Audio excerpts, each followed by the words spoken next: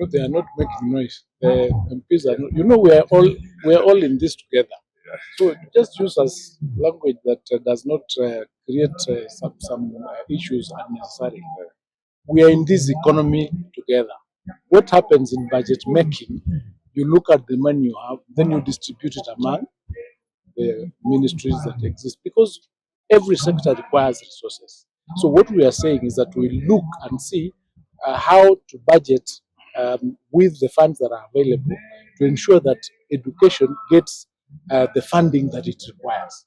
And that will start with the MPs. It actually starts with us as a ministry presenting what we require, then they'll work towards it from what they have, so that then we can have as much money as possible to support that program. But there is, in this country, a tendency of people just taking things out of context and making a story out of it, which is not there. Nobody, for example, nobody has ever said that we are reducing the money from 22,000 to 1,600.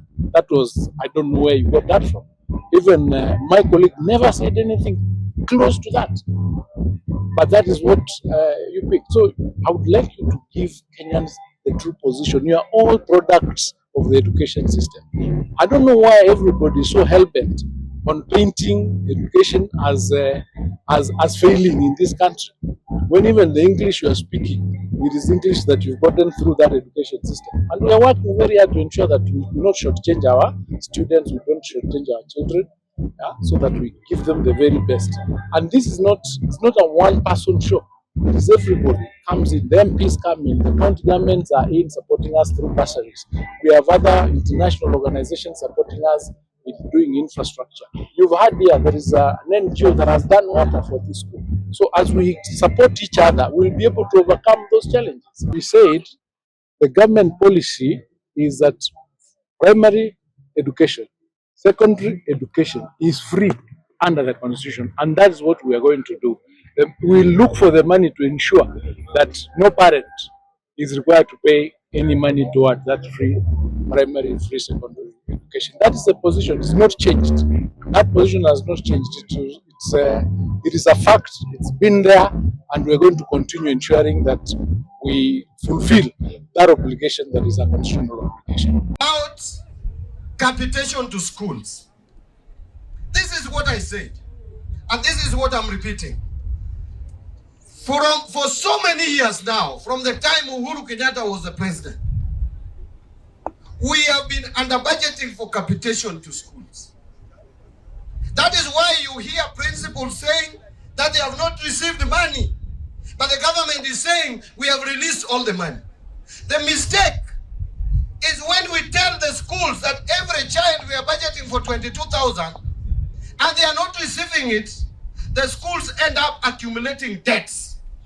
Therefore, we need to be candid and say that yes, we want to budget for 22,000 per child, but we have not been having that in the budget. And I was not speaking in a funeral, I was not speaking in a political rally. I was speaking to policy makers. I was speaking to members of parliament who approves the budget. And I told them we must enhance the budget for capitation so that every child receives 22,000. What we have in the budget today is less than 22,000. If you want me to lie to Kenyans, I am not ready to lie to Kenyans. We must budget so that every child is supported as the policy says. And this has been happening from the times of Uhuru. We don't want schools to accumulate debts the same way universities have been accumulating debts. And so we must work with parliament to make sure that we have enough money to run our schools. It is not, I cannot lie to Kenyans, and I'm not ready to do that. I have to put facts as they are. The budget that we have is kidogo, tutaongeza. The government will make sure that we have enough money to support our children in schools. So don't create panic to parents. Parents are not supposed to pay fees, and we are not going to allow parents to pay fees. We will make money available to support them. That is what I say.